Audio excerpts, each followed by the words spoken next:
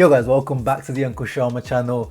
Inter are in the Europa League final. Let's go! My days predicted a difficult match, and it was. The first half was very cagey. Both teams really respected each other. Inter completely changed their style of play from previous matches. We gave Shakhtar Donetsk a lot of respect, but the end result, 5-0 for Inter. What a result! Completely unexpected. The way Shakhtar completely collapsed as well, the big stage fright they seem to have got, the way they were attacking, obviously Inter were defending with almost every man behind the ball. The deep, the 3-5-2 was basically a 5-3-2 for most of the first half, especially. First shot on goal, first goal, ruthless. Shakhtar hardly ever got a shot away, especially in the first half. They had one decent shot, but from outside the box, never troubled Handanovic. Inter had, I think, 33% possession in the first half, which is the lowest we've had all season, which shows you how much we've changed. We changed the style of play for tonight. But credit to Conte for the game plan. Complete terrorism, absolute haram ball out there, but inject it, because that was perfect haram ball, perfect terrorism, peak Conte terrorism ball. It was not a pretty match to watch, not a great match to watch, especially that first half was, especially for neutrals. I was getting messages from my other, English fans, from like Man United fans and stuff, saying, wow, this match is so boring. Conte's terrorism, man. I was like, it works. When it works, it works. What a performance from the whole team. I can't fault anyone. Even Gagliardini, he was, winning balls back, recovering. That first half from Barella, wow. Just wow. This guy, he's putting in man of the match performance after man of the match. Once again, he probably was man of the match. I don't know what you guys think. It's between him and Lautaro Martinez for me. Lautaro with 2 goals and an assist, so he has to get a mention.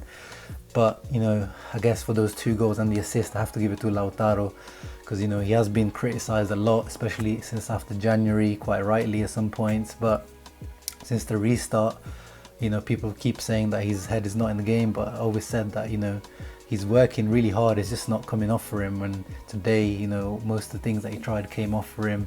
He was hungry, he was pressing as he always is, but the final product was there. He even passed today. I couldn't believe it. He gave an assist for Lukaku, where usually he would shoot.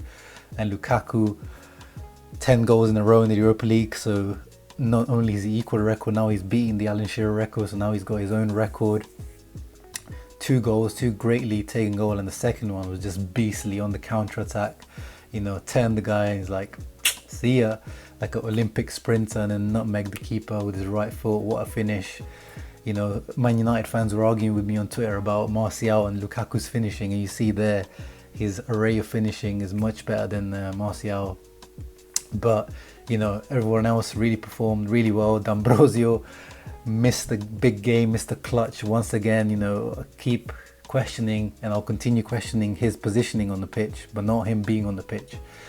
For me, he should be playing right centre back, not right wing back, because apart from the goal that came from a set piece, he didn't offer much at all. But obviously defensively today it made sense to play him, because Tyson on that left hand side is a dangerous winger. And this guy just comes up with important, crucial goals, and he's probably our best big game player. If you go back a few years, the Champions League clinching goal against Lazio and the derbies, this guy always turns up in big matches. Big shout out to him, man. Elsewhere, the back line completely faultless, man. Today we defended a lot deeper, everyone was covering them a lot better, so their life was a lot easier today.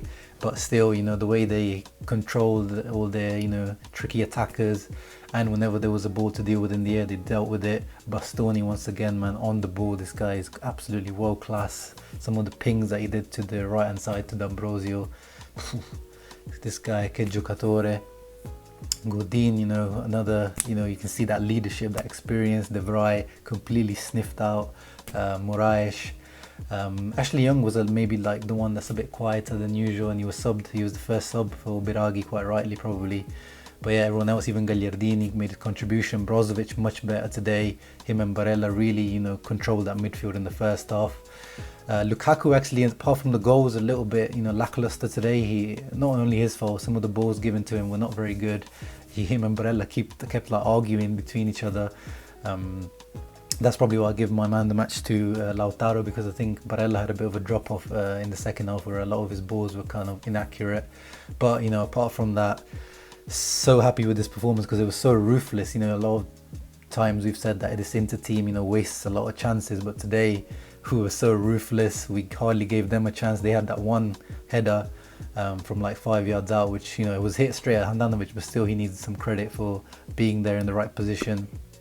But apart from that, I was not worried the whole match. Like literally, it was one of the I've never imagined that a semi-final in the European Cup would be this kind of stress-free for me. And I was so worried. I was more worried about this match than the Leverkusen match. But Shakhtar really shit the bed. And you know, this is where the experience comes in. And I'm so happy with this performance. And it means that this is our first final in the 9 years. So big progress once again. Making Italy proud, making Interisti proud, the boys out there for sure. The only Italian team left in the European competition. And a certain man by the name of Stefano Sensi stepped onto that pitch for 10 minutes today. That's brilliant news that we have pretty much our full squad back available. Sanchez trained as well in the warm-up apparently, so even he might be available for the Sevilla match. So much good news today. Apparently the commentators were saying that this is the most goals we scored in a season ever, so I need to double check that. But once again, people that are saying that under Conte there's been no progress, mate, I need to revisit that opinion.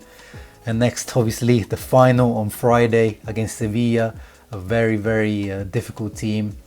They pretty much own this competition, as I've been saying in my previews. You know, it's between them and Man United. I've been saying since the beginning, because these guys, you know, just it seems like this competition is their home, and that's why, you know, on paper maybe the team is weaker than Man United. But as we saw yesterday when they played them, Man United has so many chances, but Sevilla just found a way to win that match, and they were ruthless like we were today. But you know, once again on paper, I'll do the proper preview. I think we should have that match. But anyway, let's just enjoy today, our first qualification to a final in so long. Like, you know, it feels so good. Leave a like, subscribe, and I'll see you for that preview for our first final in 9 years against Sevilla. Ciao.